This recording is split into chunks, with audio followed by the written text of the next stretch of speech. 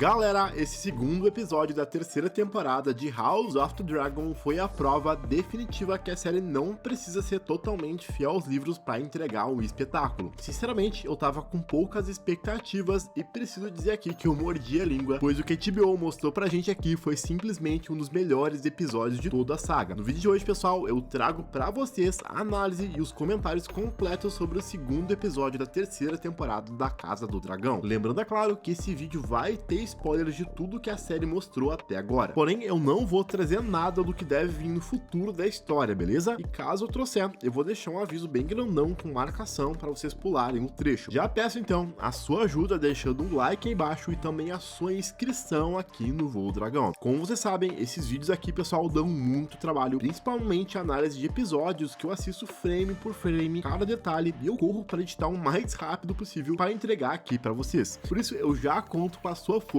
aí embaixo, beleza? Combinado? Então, bora pro vídeo. O começo desse episódio, pessoal, já é fenomenal. Ele começa justamente no pós-batalha da Goela, focando bem na morte do Jace, que foi aí a grande reviravolta da estreia da temporada na última semana. Uma coisa que eu gostei bastante é que a gente vê junto com a Baela, o Vermítor e a Zaprata também, que se juntaram no final da batalha com seus montadores. Isso por causa da Alice, que acabou avisando as sementes que a Rhaenyra precisava deles lá no episódio anterior. Inclusive, a Baela comenta mais tarde lá pro Sr. Loren que eles venceram a triarquia, mas mesmo assim a perda do Jace aqui é devastadora. Foi fenomenal e angustiante ao mesmo tempo ver o sofrimento da Rhaenyra nesse episódio por mais uma morte de seus filhos. Fora que a atuação da Aemma aqui, galera, simplesmente foi digna de todas as indicações e prêmios possíveis. O momento que ela vê o Jace claramente morto, pálido, abatido e ainda fala com ele foi de cortar o coração mesmo. Eu acredito aqui, pessoal, de fato que a Rhaenyra tinha entendido racionalmente que ele estava morto ali, mas a dor dela foi tão grande nesse momento que ela não conseguiu aceitar, acreditar naquilo e mesmo assim chamou o nome dele. Inclusive, galera, a abertura da série mudou um pouco novamente. Teve uma atualização mostrando a Batalha da Goela e a morte do próprio príncipe lá no final. Logo, agora em todos os episódios a gente vai relembrar mais desse trágico momento. Um detalhe que eu achei meio bizarro nesse episódio, pessoal, é o Sr. Loren, aquele guarda que trancou a Rhaenyra. Ele diz para ela matar ele devido à traição que ele cometeu, trancando ela no seu quarto no episódio anterior para ela não ir para a Batalha da Goela. E ela acaba negando a fazer isso, dizendo que agora não adianta mais nada.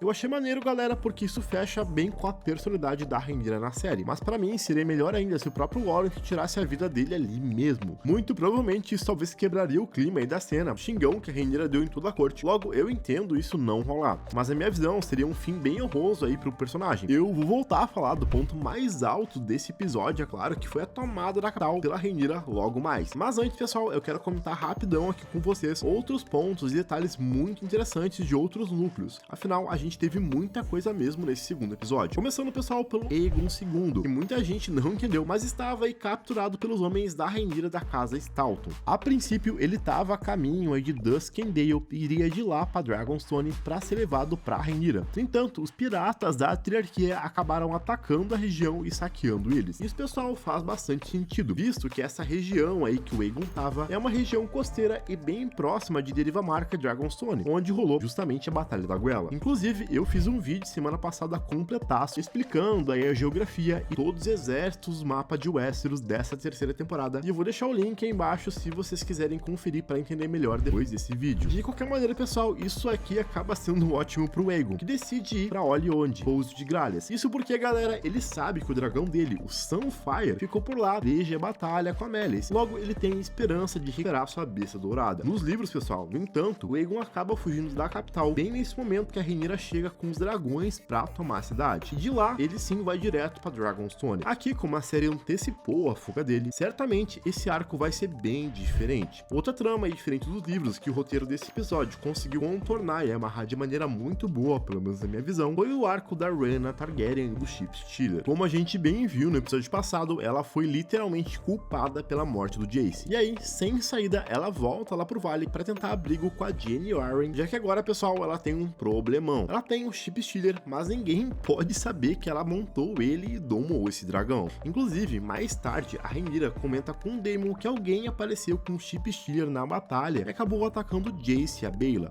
A Rhaenyra, inclusive, acredita ser alguém dos verdes. Inclusive, o próprio Daemon fica surpreso, dizendo que é impossível montar um dragão selvagem, algo aí que é fora de cogitação. O que dá a entender, galera, é que pra eles, muito provavelmente o Chip Stealer ficou agitado com a batalha e acabou entrando na briga por instinto mesmo. Mas a partir do momento que eles souberem que a Rhaena montou esse dragão, vai pegar feio pra ela. A princípio, lembrem que pra Rhaenyra e todo mundo, a Rhaena foi pra Essos acompanhar o Aegon e o Viserys, que são os filhos mais novos dela, lá na segunda temporada. Logo, ela nem faz ideia de que a Rhaena ficou no vale e muito menos que domou um dragão. A minha teoria é que muito provavelmente a Rhaena vai ter que se esconder com o Chip Stealer por ali mesmo, no vale, nas montanhas da lua, até a poeira baixar, porque senão a coisa vai ficar bastante feia pra ela. Outro ponto que eu achei bem interessante, galera, nesse episódio foi o saque de Derivamarca e o pós-batalha da Guela. É algo, por exemplo, que eu senti muita falta lá na segunda temporada, depois da batalha de Pôs Gralhas, que a gente tem no episódio 4 e depois a gente nunca vê mais. Aqui, assim como nos livros, a série fez questão de mostrar os piratas da Triarquia invadindo as praias e tomando conta das cidades e vilarejos ali no entorno de Derivamarca. E isso, pessoal, é bem importante, não só para mostrar a grandiosidade da série, os efeitos que eu vou comentar mais tarde, mas também como a Casa Velaryon e tudo que o Corlys construiu ao longo da sua vida está destruído, acabado. Isso acaba sendo muito importante narrativamente, galera, e porque vai representar por Corlys futuramente na história. Afinal, lá em Game of Thrones, como vocês bem sabem, a gente não vê falar na Casa Velaryon. Lógico, nos livros tem personagens da Casa Velaryon lá sim, mas eles não têm nem 10% da importância e riquezas que eles têm na época da dança, justamente por causa dessa guerra. E o Corlys, inclusive, estava desaparecido depois dessa batalha, encontrado logo mais pelo Adam no meio da baía. E ele volta e diz aí pra eles que não tem mais nada a oferecer pros garotos, a não ser o seu nome. É uma cena bem bonita e que acaba registrando pra gente que o Corlys realmente quer colocar o Adam e o Alyn na sua linhagem, dentro da Casa Velaryon, mostrando também que talvez a riqueza da sua casa nunca mais se recupere mesmo. E isso, pessoal, é outro ponto bem diferente dos livros lá, mas que também acabou fazendo total sentido pra mim. Isso porque lá em Fogo e Sangue, o Corlys Velaryon acaba sendo essencial na tomada da capital, que vimos mais tarde nesse episódio. Mesmo depois da Guela, lá nos livros, ele ainda tem uma grande frota que usa pra cercar a capital,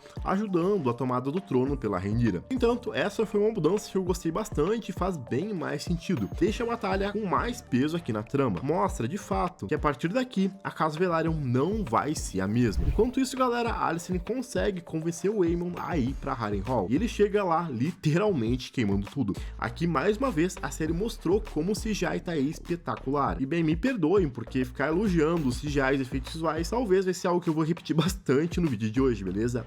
Mas é de fato que, caramba, os efeitos aqui dessa temporada estão muito superiores às duas temporadas anteriores. Inclusive, pessoal, tem uma cena mega fofa aqui, bem pequena, do Caraxes tomando água num lago, no momento que ele tá lá em Harrenhal, né? Numa cena em que o Daemon tá conversando com a... que ficou sensacional. Toda a física da água, o movimento do dragão, o líquido, ficou super realista. Fora aí que é algo bem íntimo que nós não tínhamos visto até então. Parece até bobo, mas pra mim são esses pequenos momentos que não fazem tanta diferença assim na história, que acabam deixando a história mais completa, mais realista, com mais vida, sabe? Mas enfim, continuando, bem parecido com os livros, pessoal, o Aemon chega e vê o castelo quase vazio, apenas com pequenos homens aí deixados pra trás. Detalhe aí, pessoal, pra armadura do Aemon, que a gente vê pela primeira vez na série. Até então, ele usava uma roupa mais normal mesmo, até quando, por exemplo, ele foi lá pra Batalha da Guela na temporada passada, o que era meio estranho. Pessoalmente, pessoal, eu achei esse design meio bizarro, não gostei tanto com esse tapa-olho meio virado aí no capacete, mas assim, é só uma birra pequena minha, porque eu gostei bastante dessa cena.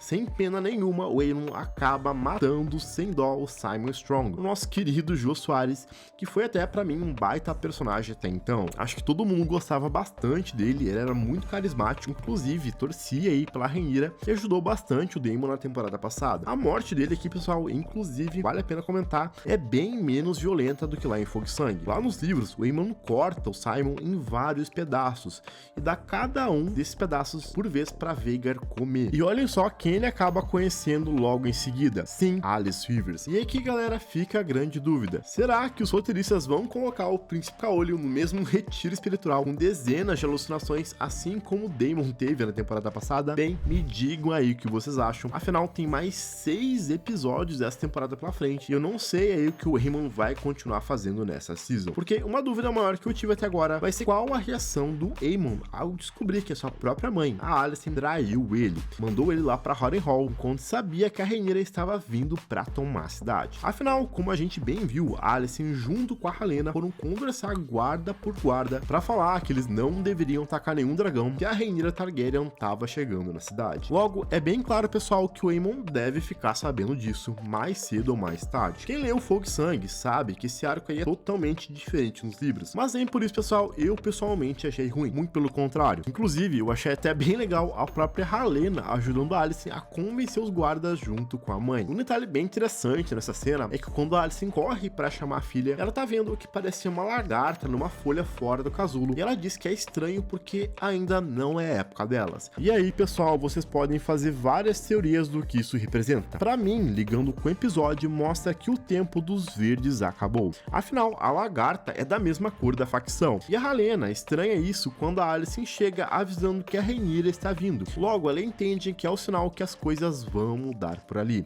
Lá em Dragonstone, a Rhaenyra estava muito abatida, como a gente viu, e com razão por causa do luto do Jace. E aí que o Daemon Targaryen entra em cena e conta pra ela sobre a visão que ele teve em Harrenhal da Daenerys e que agora ele acredita na canção de Gelo e Fogo.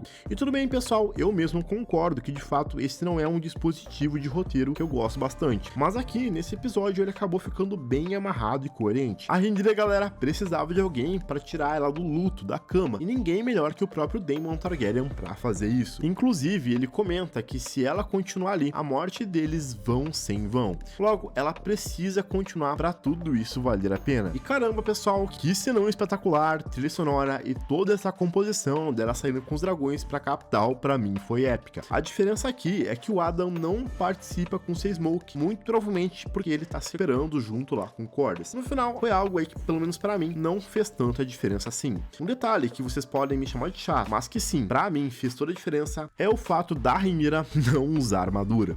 Na série, pessoal, como a gente bem viu, ela usou uma roupa com uma malha de cota, enquanto lá em Fogo e Sangue é dito que ela monta uma bela armadura de placas negras. E caramba, que baita look que a gente perdeu. Eu acho que é algo que não ia custar nada pros produtores da série. De resto, pessoal, eu não tenho aí o que reclamar da tomada da capital. Apesar de todas as diferenças, toda a sequência da tomada da cidade foi totalmente coerente com o que a série mesmo mostrou. Desde a Alicent preparando o terreno, até a Rhaenyra e o Daemon arquitetando junto o plano, foi tudo perfeito.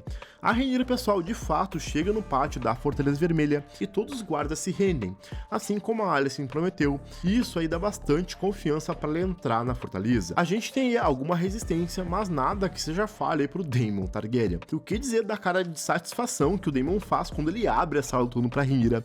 Eu achei isso aqui simplesmente genial. A gente consegue ver no olhar dele o quanto ele tá feliz em conseguir ajudar a Rhaenyra a conquistar esse momento. E aqui, pessoal, pra mim é o ponto mais alto de todo o episódio, que eu arrepiei todos os pelos do corpo. A Rhaenyra andando até o trono, aquela trilha sonora angustiante crescendo no fundo, foi cinema e me lembrou demais até mesmo a cena da Daenerys Targaryen chegando no mesmo trono lá em Game of Thrones 170 anos depois. Eu acho aí que talvez foi até algo proposital da diretora desse episódio. E de repente aparece um fucking Richard Thorne e cerca o trono com o que sobrou da resistência dos verdes. E bem, pessoal, que cenão. Ele tá aí disposto a enfrentar a Rhaenyra, a enfrentar o Daemon, e parece que eles estão cercados. E ele até dá uma debochada quando a Rhaenyra tira a espada pra se defender. Espada essa que, se vocês não perceberam, era do Jace, que agora ela está usando. E isso, pessoal, acaba sendo um detalhe, pelo menos pra mim, bastante simbólico, porque eu vejo como uma forma dela levar o filho dela, o seu herdeiro, junto pro trono. Mesmo sem saber lutar, ela não quis ficar só ali olhando. E aí, aparece logo em seguida o Luthor Lounge. E aí que eu pulei do sofá. Esse momento, essa tensão aí de ter dois lados se enfrentando na sala do trono, pessoal, me lembrou demais a cena que o Ned Stark é traído lá na primeira temporada de GOT. Fazia muito tempo que eu não tinha essa sensação de uma cena me remeter tanto Game of Thrones assim. E sem perder muito tempo, a Rhaenyra começa o julgamento dos traidores, assim como também a libertar aqueles que não dobraram o joelho ao Aegon, como o senhor e a senhora Fel, como ela bem diz. E aí, o Daemon encontra ninguém menos que o Otto Hightower. E que baita morte pro personagem, galera. Aqui a gente vê que até nos últimos minutos de vida, ele tenta manipular os outros e ainda joga o jogo dos tronos, quando o Daemon pede pra Rhaenyra matar o Otto com as suas próprias mãos. E ele acaba dizendo que o Viserys jamais imaginaria que as coisas chegariam nesse ponto e tudo mais. E até no momento que ela vai matar ele tenta falar uma frase, ele dizendo como tudo que ele fez foi o que ele poderia, mas a Rhaenyra não tem piedade e corta o mal pela raiz, ou pelo menos tenta. Na primeira, ela não consegue cortar a cabeça dele, lembrando até um pouco o Tion lá na segunda temporada de GOT, mas na segunda o corte é liso. Eu acho que foi uma das mortes mais satisfatórias de Game of Thrones pra mim. E aí sim, finalmente, com sangue no chão, a Rhaenyra caminha até o trono, sobe as escadas e se senta na cadeira de espadas. E esse momento, pessoal, foi totalmente diferente do que eu imaginava. Na minha cabeça seria algo mais dark, mais parecido com a coração da Cersei, por exemplo, e aqui foi bem mais dramático, bem mais pesado. E sendo bem sincero com vocês, eu acho que acabou sendo bem melhor e bem mais condizente com a trama da série e com a própria personagem aqui. Outro detalhe que eu lembrei é que lá nos livros é dito, né, pelo menos existem boatos, que a Rhaenyra acabou se cortando nesse momento que se sentou no Trono de Ferro, o que seria um indicativo, uma pista que o trono rejeitou ela e que ela teria um péssimo reinado. Mas o que parece é tudo fofoca lá de fogo e sangue, algo que os roteiristas de House of the Dragon não quiseram mostrar. No final das contas, pessoal, dá pra ver que a Rhaenyra nunca quis tudo aquilo. Ela não quis derramar sangue, mas ela sabe agora que pra ser vista como rainha e como uma monarca poderosa, ela precisa fazer certas coisas. Assim como ela teve que matar o outro, como o próprio Daemon disse. Pra encerrar, no último momento, a Alicent chega e vê a Rhaenyra, quem ela mesma ajudou, sentando no trono de ferro com a cabeça do seu pai decapitada por essa mesma pessoa. E que baita briga por terreno, pessoal, que vai ser essa season, hein? Pra mim foi um baita episódio, nota 10 de 10. Eu quero saber aí embaixo o que vocês acharam. Quero que a conversa continue nos comentários, beleza? Confiram também os outros vídeos do canal. Não esqueça de deixar o seu like e a sua inscrição aí embaixo. Até os próximos vídeos. Valeu e fui!